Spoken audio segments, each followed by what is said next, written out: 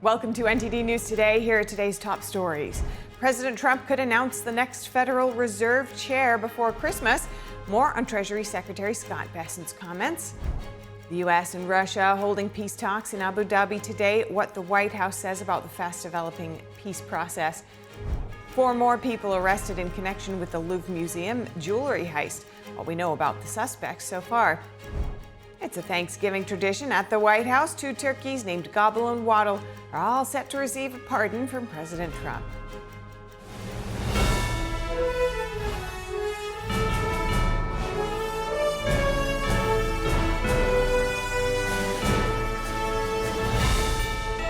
This is NTD News Today, live from our global headquarters in New York City. Today is Tuesday, November 25th. I'm Stephanie Cox. The U.S. and Russia holding peace talks in Abu Dhabi today amid the attacks in Ukraine. President Volodymyr Zelenskyy plans on going to the U.S. this week to finalize a peace proposal.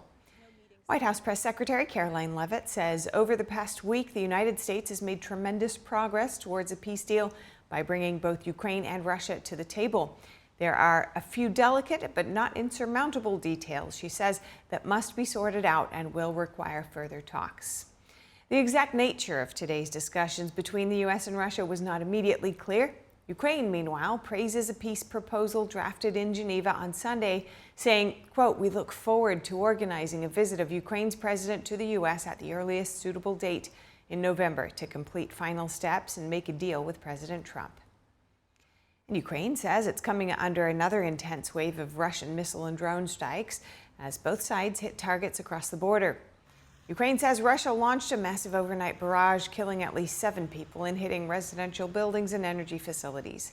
Officials in Kyiv say multiple districts were struck with fires in high-rise buildings and a second wave of missiles triggering early morning sirens.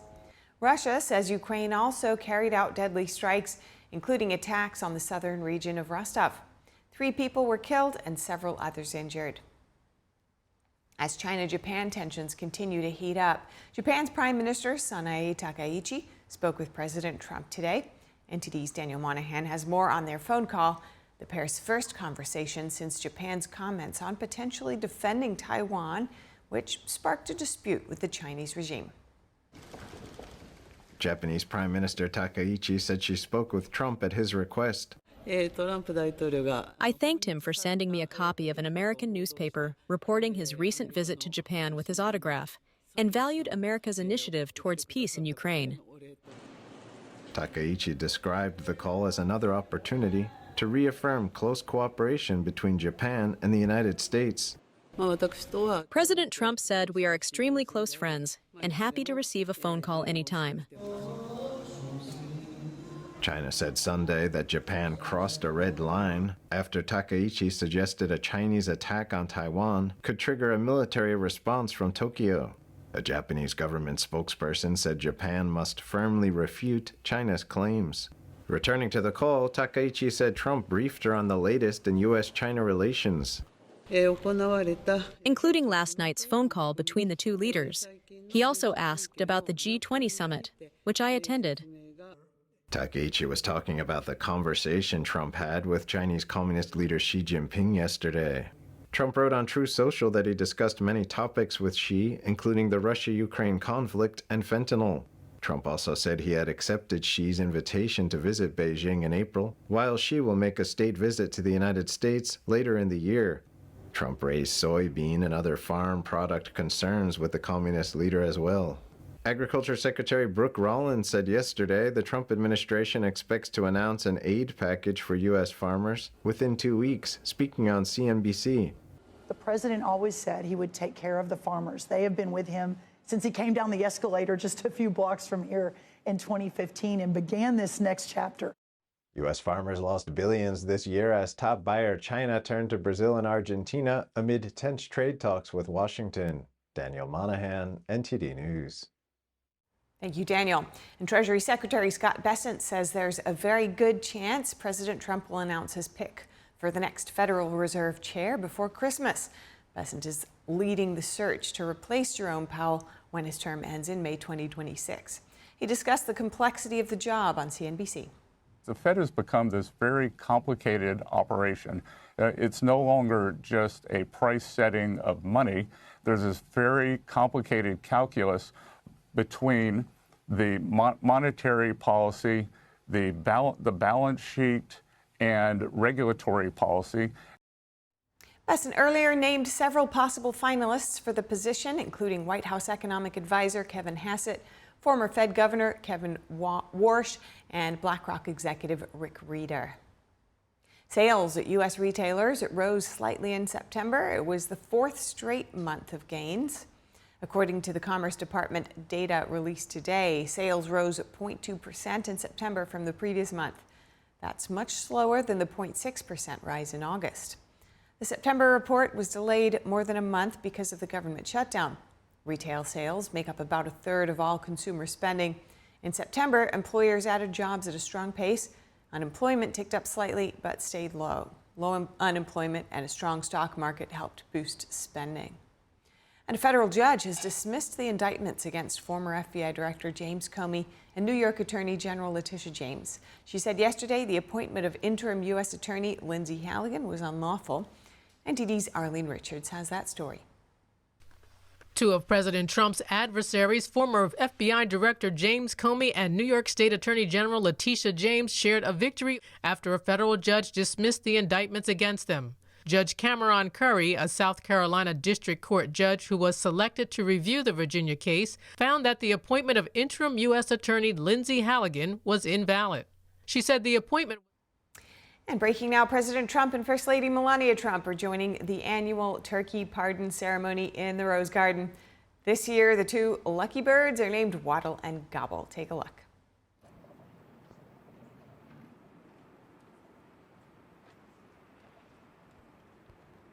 Thank you very much, and I hope you like our new beautiful patio with matching stone to the White House. If this were grass today, you'd be sinking into the mud like they've done for many years, and you would be very unhappy. Please, thank you very much. This was a big day. It's a pardon day for a very important beast. On behalf of the First Lady and the entire Trump family, I want to wish all Americans a very, very happy Thanksgiving. It's a great time of the year, and our country is doing really well, economically, like we've never done before. Today, we continue a time-honored American tradition. Well, that's a well-trained turkey. See how happy he is? In a few moments, I will grant a full, absolute, and unconditional presidential pardon to two handsome Thanksgiving turkeys. And this is their lucky day. This is a lucky day for them. But before going any further, I want to make an important announcement, because you remember last year, after a thorough and very rigorous investigation by Pam Bondi and all of the people at Department of Justice, the FBI, the CIA, the White House Counsel's Office, and the Department of Everything. We have a Department of Everything. You know what that is? I think that's called the White House. Into a terrible situation caused by a man named Sleepy Joe Biden. He used an auto pen last year for the turkey's pardon. So I have the official duty to determine, and I have determined, that last year's turkey pardons are totally invalid, as are the pardons of about every other person that was pardoned, other than, where's Hunter? No, Hunter's was good. That was the one pardon, Pam, that was good, right? The rest of them are all invalid. I don't know what the hell you're going to do about that, but that's, now we're going to take a little of the joking. That is a mess. But they're hereby null and void.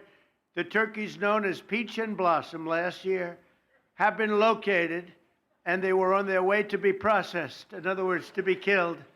But I have stopped that journey, and I am officially pardoning them, and they will not be served for Thanksgiving dinner. We saved them in the nick of time. This one has plenty of time, but they were saved in the nick of time. We're thrilled to be joined today by Vice President J.D. Vance, Second Lady Usha Vance, their daughter Mirabelle, and along with Attorney General Pam Bondi, Secretaries Marco Rubio, Scott Bessent, Pete Hegseth, Brooke Rollins, Howard Lutnick, Linda McMahon, Scott Turner, administrator, Lee Zeldin, who's done a great job. A nuclear power plant gets approved in less than a week. Okay? I'm only kidding, but pretty close to that. And we have more. Where is Lee? Stand up, Lee. One of my great superstars. Thank you. Used to take 20 years before you got rejected when you put in an application. Now we're doing them in a matter of weeks, right? And that's why we have the biggest plants anywhere in the world. We're leading in AI. We're leading in everything. Our auto plants are pouring back into our country. Wait till you see the jobs coming with them. But many of them are under construction. But Lee's done a great job in getting those approvals. I appreciate it very much. FBI Director Kash Patel, who's been very busy doing a great job. Also, thank you, Kash. Along with members of, see, you got a following, Kash. Along with members of Congress, and in particular, I want to mention Jason Smith and David Rozier. Where are those two guys? Come on, stand up, fellas. What good people. Jason knows more about the tax code than any living human being. He knows so much, we don't even want to hear about it, right? Too complicated. We're going to make it a simpler code.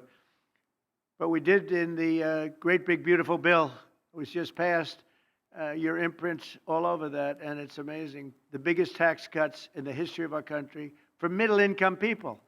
The biggest tax cuts in the history of our country for middle-income people. And the biggest jobs bill ever passed. And nobody thought we could get that one done. I'm glad. We actually put 4 years, actually probably 8 or 10 years, but we put 4 years worth of material into one great, big, beautiful bill.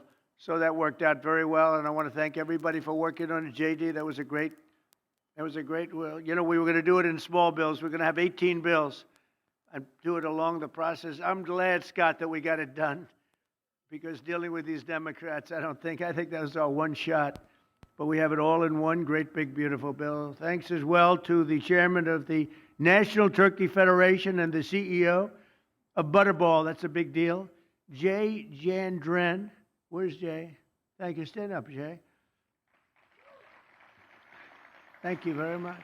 Along with his wife, Leslie, and their 3 children, as well as the farmer who raised these 2 magnificent birds, Travis Pittman, and Wayne County, North Carolina. I won Wayne County by a lot. That means you had to vote for Trump, I think. I won by 92%.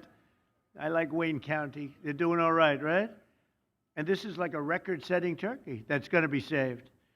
The turkeys being pardoned today go by the names of Gobble and Waddle.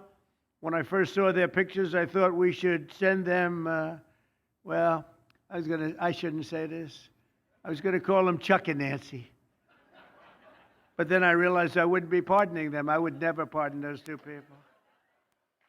I wouldn't pardon them. I wouldn't care what Melania told me. Darling, I think it would be a nice thing to do. I won't do it, darling. These are 2 of the largest turkeys ever presented to an American president, over 50 pounds each. It's the largest we've ever had. And those are big turkeys. Are they as good as the normal-sized turkey? Better or as good? Do they tend to be a little fatty, maybe? No, he said no. He knows the turkey business. Anyway, despite their size, Secretary Kennedy has formally certified that these are the first ever Maha turkeys. I don't know if I agree with that. These are Maha. In other words, they could be fat, but they're still Maha. They've been fattened on a steady diet of grass, beef, to allow the smoothies and all of the other things that they've been eating for this occasion. This was a really big occasion, but they've eaten every fattening food that you can eat. We wanted to really make them special, and they really are. They're like record-setting. I've never seen a turkey that big before. Are they violent at all? Will they attack as I walk over? Because if they were, I'll stay right up here. But as you know, we're a tough-on-crime administration. We are tough on crime. You know, our border had 0 people coming in for the last 7 months, right? 0. I mean, even I find that hard to believe to be. They had millions and millions of people pour into our border from prisons, from mental institutions, gang members, drug dealers. They poured in to our country like we were stupid people. We're not stupid people anymore. But nobody's ever seen anything. The job that they've done on the Tom Homan, Kristi Noem, the whole group, the job they've done on the border is almost like a miracle. We have And the people that make these statistics that said zero, they've said zero for the last 7 months. I can't, it has to be like a few people got in, but they say zero. And they're radical left Democrats to do the scoring. So I can't imagine they did that for us. The truth is, we have no people coming into our country illegally. It's an amazing statistic, and I'm very proud of it. And we have the most people working in the United States today, by far, than we ever had in the history of our country. So those are all good numbers. But instead of pardons, some of my more enthusiastic staffers were already drafting the paperwork to ship Gobble and Waddle straight to the terrorist confinement center in El Salvador. And even those birds don't want to be there. You know what I mean? It was a tough. I'd like to thank the president of that country. They do a rather efficient job. It's got to be the largest prison in history. I've never seen anything like it. And a lot of people are behaving on our streets now. You know, Washington, D.C. is considered a safe zone. This was one of our most unsafe places anywhere in the United States. It is now considered a totally safe city. I won't tell you about murders. We're having murders, like a lot of murders, on a weekly basis. We haven't had a murder in 6 months. And it doesn't sound good even to say that. We haven't had a murder in 6 months. But when you are averaging 1 and even sometimes 2 a week, and you haven't had 1 in 6 months, you can walk with your family down the middle of any street, go to a restaurant, you won't get in. They're opening new restaurants all over, and it's really been a beautiful thing to see. So Washington, D.C. is now a totally safe city. And a year ago, it was a criminal mess. We removed, Pam, 1,700 people, career criminals, and people that came to this city from Venezuela and many other places. They were let out of prisons, and they came here. They were Tren de Aragua, a lot of Tren de Aragua, that's from Venezuela. And we got them all the hell out of our country, or they're in prisons now. And you can walk down any street in Washington, and you're going to be just fine. And I want to thank the National Guard. I want to thank Pete Hegseth. The job you've done here is incredible. And I hear you having the same kind of success in Memphis, Tennessee, where you had an even worse situation. And Memphis crime is down 64% in 3 weeks. And by the time you have 4 or 5 weeks, you're going to have it down almost where there won't be crime. And we could do that in Chicago, by the way, if they would let us. If the mayor was a low IQ person, but he should understand this. This is a very serious thing. You saw all the crime that took place last night, the night before. The woman with the burning, they burned the woman. To be talking about that now, they burned this beautiful woman riding in a train. A man was arrested 72 times. 72 times, think of that. And they'll let him out again. The liberal judges will let him out again. But we're ready to go. You know, we've been moving toward Chicago. We have a governor that thinks it's wonderful that only like 7 people were killed this week. But we are moving toward doing it, and we're going to, if crime gets, it's horrible what's happening in Chicago. We could make Chicago a safe city in a period of 4 weeks. In a period of 8 weeks, 9 weeks, 10 weeks, it would be totally safe. And the people of Chicago want us to go there. And if you look at the crime that's taken place in Chicago in the last 2 weeks, just take a look. It's on the front page of every newspaper. It's out of control. The mayor is incompetent, and the governor is a big fat slob. He ought to invite us in. Say, please make Chicago safe. We're going to lose a great city if we don't do it quickly. Make Chicago. We'll do the same thing as we did in D.C., the same thing as we did everywhere we've gone. It's become almost instantly safe. And I want to do it in Chicago. So, Governor Pritzker, if you're listening, let's get your act together. Invite us in. We're going to make your place so safe. You're not going to have these crimes that are making the newspapers and the front page of every newspaper and television story, news story. Will make Chicago a safe place very quickly. I looked at the various cases. granting mercy, discovering that the terrible trauma that everyone's going through. And I had a little bit of a Pritzker joke. I was going to talk about Pritzker and size, but when I talk about Pritzker, I get angry because he's not letting us do the job. So I'm not going to tell my Pritzker joke. They have a very cute little joke, you know. Some speechwriter wrote some joke about his weight, but I would never want to talk about his weight. I don't talk about people being fat. I refuse to talk about the fact that he's a fat slob. I don't mention it. On a more serious note, as we gather around the dinner table, I'd like to lose a few pounds too, by the way. And I'm not going to lose it on Thanksgiving, I can tell you that, because I'm going to have a turkey, but it's not going to be that one. I hope all Americans will have the chance to enjoy the fellowship of family and friends and renew our faith in God's providence. 1 year ago, we were a dead country 1 year ago. The King of Saudi Arabia said it to me. He said it to me actually 4 months ago when I was in Saudi Arabia, Qatar, UAE. He said, you know, 1 year ago, the United States was a dead country, and now you've got the hottest country anywhere in the world that do. We're the hottest country. We have $18 trillion being invested. As of now, we're not even close to being 1 year. The most ever was $2 trillion for a certain country I won't name when during the last administration. In 4 years, they had less than $1 trillion being invested in the country. In 9 months, we have over $18 trillion. It's a number that nobody has ever even thought possible. And that's in building plants and building so many things, investments in our country. Nobody's ever seen anything like it. But we have more people working. We have more people praying. The churches are coming back. I don't know if you've been reading that story, but religion is coming back to America. Some people say, oh, why would you mention that? To me, that's a big deal. And this Thanksgiving, we're also making incredible strides to make America affordable again. Walmart announced that the cost of their standard Thanksgiving meal is 25% lower than just 1 year ago. That's a big deal. According to the USDA, the price of Thanksgiving turkey is down 33% from its Biden era highs. Potatoes are down 13%. Ham is down 15% compared to last Thanksgiving. So we are down to a level that we haven't seen in a long time. Egg prices are down 86% since March, and gasoline will soon be hovering around $2 a gallon.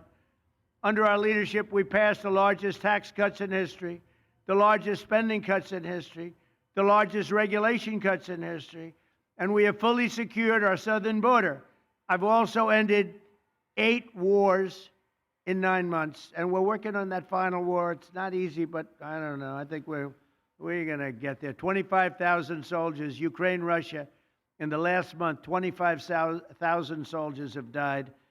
So I think we're getting very close to a deal. We'll find out. I thought that one would have been gone quicker. We did 8. I thought that would have been an easier one, but I think we're making progress. In less than 1 year, we've accomplished more than most other administrations have accomplished in 8 years.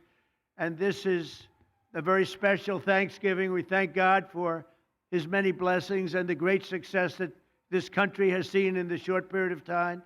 We draw strength from the love of family and friends, and we express our undying gratitude for the men and the women of the United States Armed Forces. We love them. We pray that peace and prosperity will continue to bless our land, and together we'll really just keep this great drive going to make America great again. MAGA, I think it's the greatest expression in the history of politics. Make America great again. So once again, Melania, thank you for doing such a great job and being such a great First Lady. And now let's go and give Gobble, Waddle. Waddle, by the way, is missing in action, but that's okay. We'll pretend Waddle is here. The gift that they've been waiting for.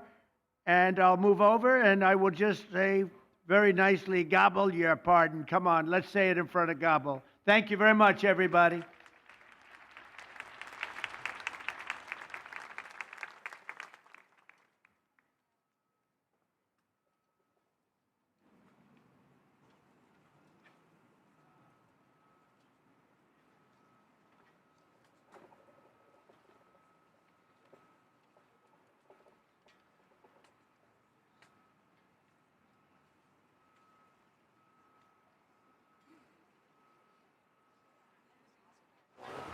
just asked if they It's get like a bigger. rather violent bird.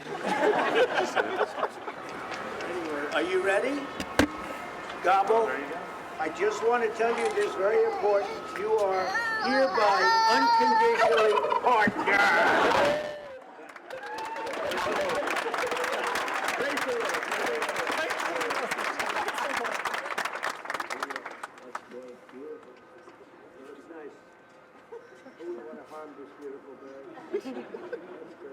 Thank you very much. Fantastic job. Thank you very much. Thank you very much, everybody.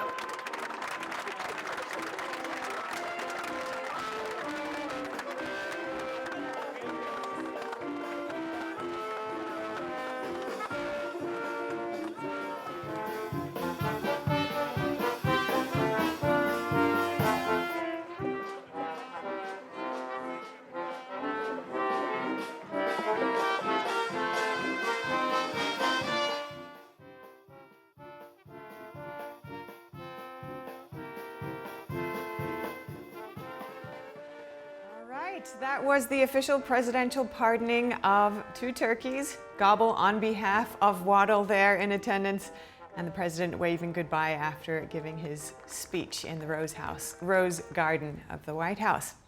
Next up, to make air travel smoother and more pleasant ahead of the holidays, transportation officials are talking about the golden age of travel. NTD's David Lamb has more. Come fly with me, let's fly away. That's the start of the Transportation Department's new civility campaign called The Golden Age of Travel Starts With You, comparing air travel from back in the day to today in a 1.5-minute video. Let's bring civility and manners back.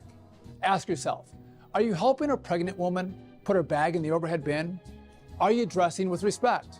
Are you keeping control of your children? The golden age of travel begins with you. The campaign is intended to restore courtesy and class to air travel. For us, this week is our Super Bowl, and I'm here to tell you we've got a great plan. We're past the laps, controllers are back at work, and of course we hope we have everyone treating one another with respect, so follow the golden rule.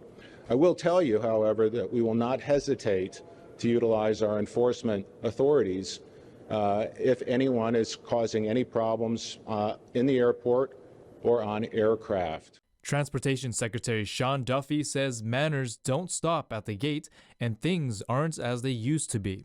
The Transportation Department says that since 2019, the FAA has seen a 400% increase of in-flight outbursts. In 2021, there were almost 14,000 incidents regarding unruly passengers, where 1 in 5 flight attendants experienced physical incidents.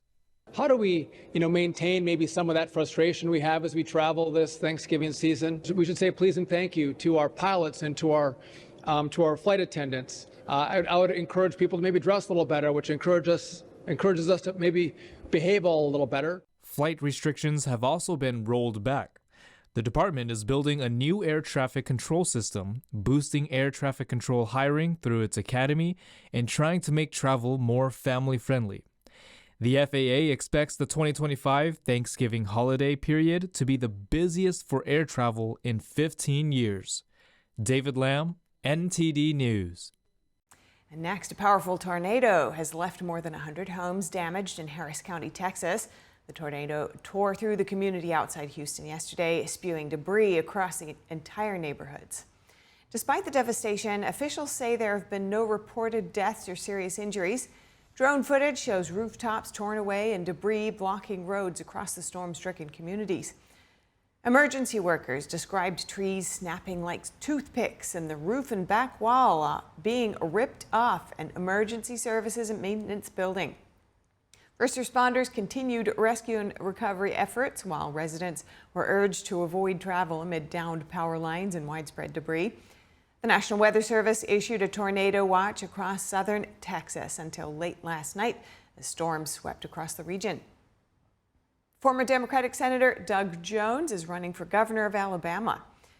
He made the announcement yesterday. Jones is best known for his high-profile win over Republican Roy Moore in 2017.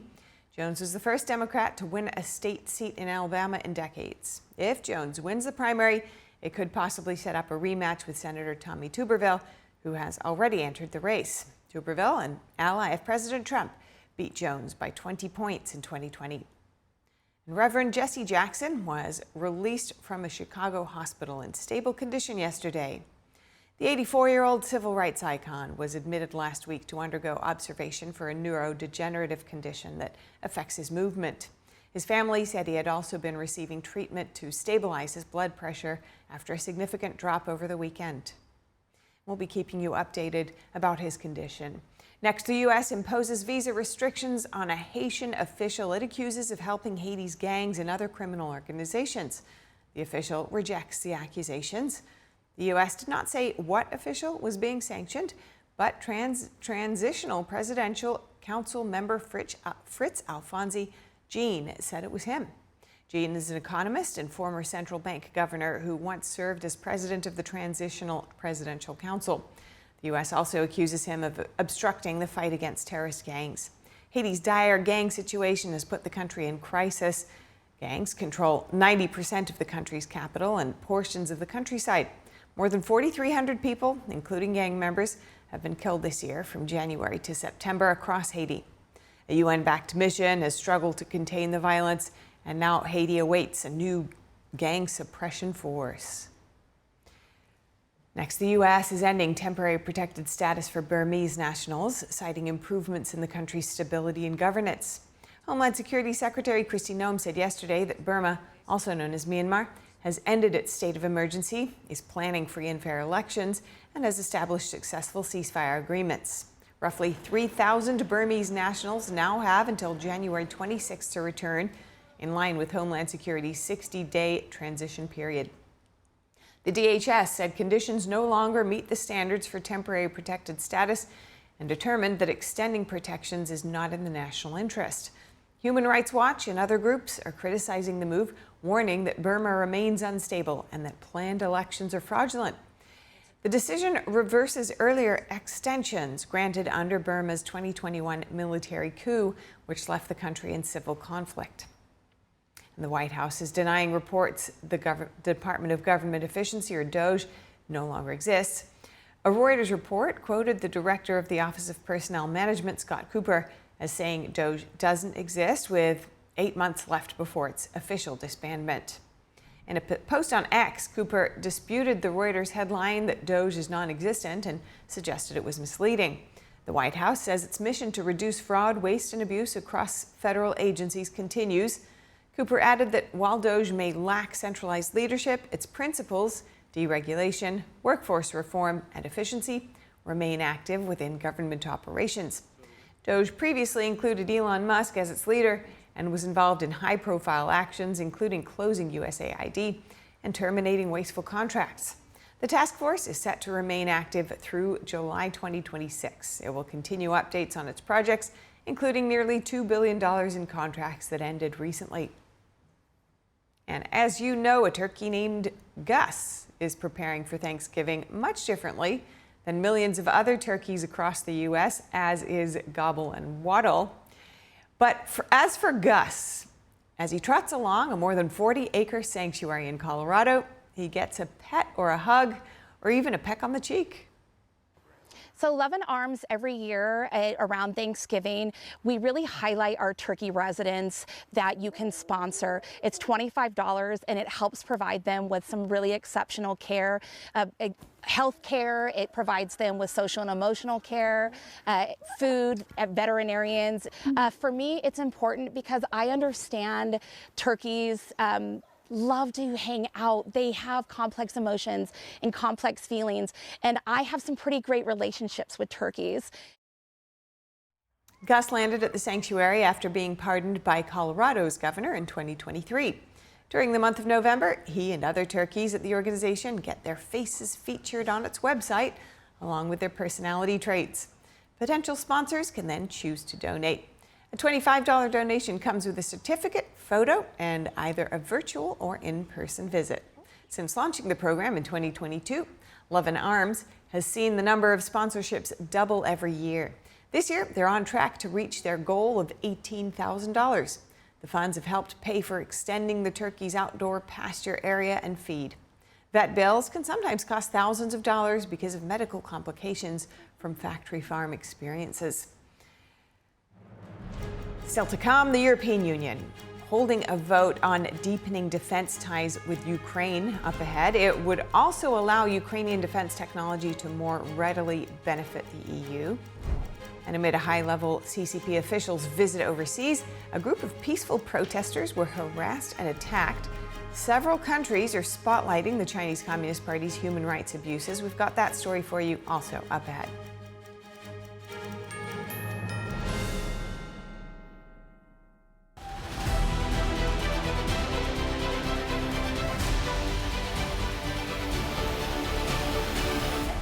I'm Stephania Cox, and this is World Watch. In France, authorities have announced 4 more arrests in connection to the jewelry heist at the Louvre Museum. The Paris prosecutor said 2 men and 2 women are in custody. They're from the Paris region and range in age from 31 to 40. What's believed to be a gang of 4 broke into the world's most visited museum in broad daylight on October 19th. They made off with $102 million worth of jewels from the 19th century. It's unclear what the newly arrested suspects are accused of. Paris authorities previously arrested 3 men and 1 woman in October. Meanwhile, the loot still has not been recovered. And the European Union's defense chief has proposed increased defense ties with Ukraine in a $1.7 billion program that's up for a vote. The EU Defense Commissioner said Ukraine's defense industry needs the EU, but that the EU needs Ukraine's defense innovations even more. He said that allowing Ukraine access to the EU program would make it possible to procure defense equipment in, with, and for Ukraine. EU defense spending is expected to total more than $450 billion this year, almost double the amount it spent before the Russia-Ukraine war. Australian Senator Pauline Hanson has been barred from Parliament for the rest of the year.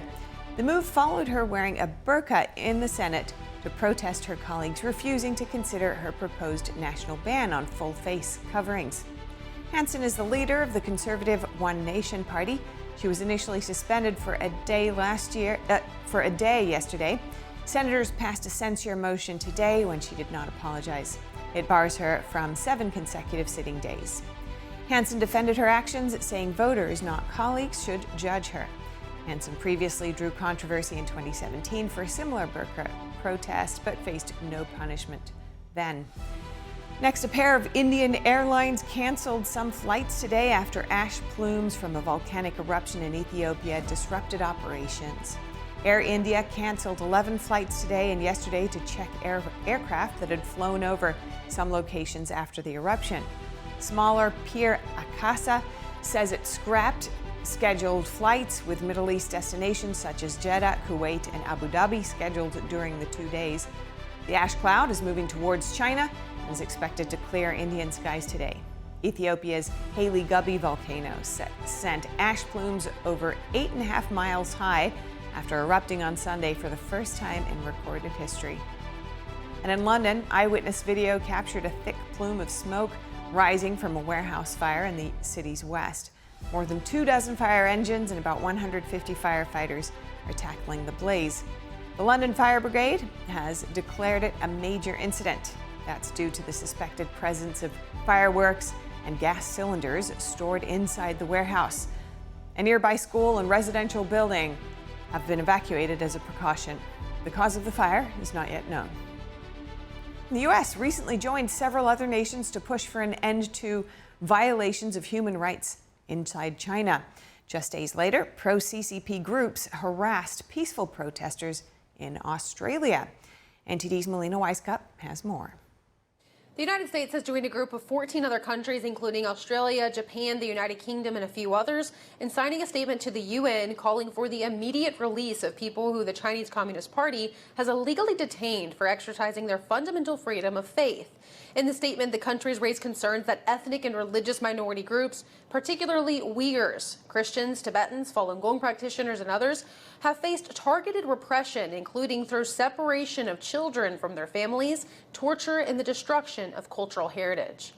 The countries are pressing the United Nations to hold the Chinese Communist Party accountable in a meaningful way to combat this human rights issue.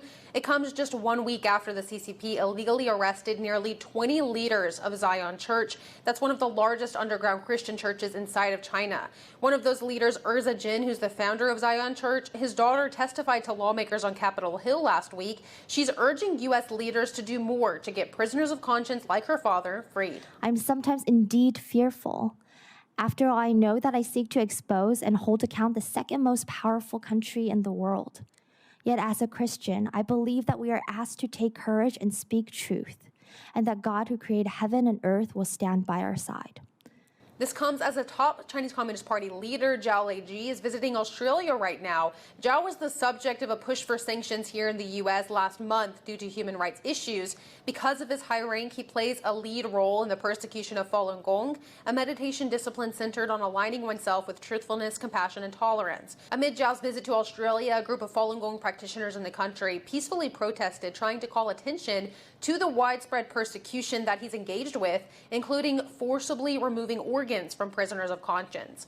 While those protesters were holding banners shedding light on this issue, some members from a pro-CCP group by the name of Fuqing Association tried to block these banners from being seen and harassed protesters. One of the protesters, Sao Juxing, had his shirt ripped open by one of the members from the pro-CCP group. Another protester was hit in the head with the flagpole. This isn't a one-off incident happening in Australia. Anywhere Falun Gong has a presence, which is throughout much of the world, there are pro-CCP groups directed to harass and threaten them to try to export the CCP's persecution of the practice outside of its own borders. This was also a key focus in last week's hearing on Capitol Hill. Lawmakers and U.S. leaders are actively working to expose and stop the CCP's transnational oppression here in the U.S. and abroad. Reporting from Washington, D.C., Melina Weisskopf, NTD News. Thanks to Melina for that report. That's all we have time for this hour, but if you have any feedback on our show or have something you'd like to see us cover, send us an email at news.today@ntd.com. We'd love to hear from you. We'll cover more news right after this break.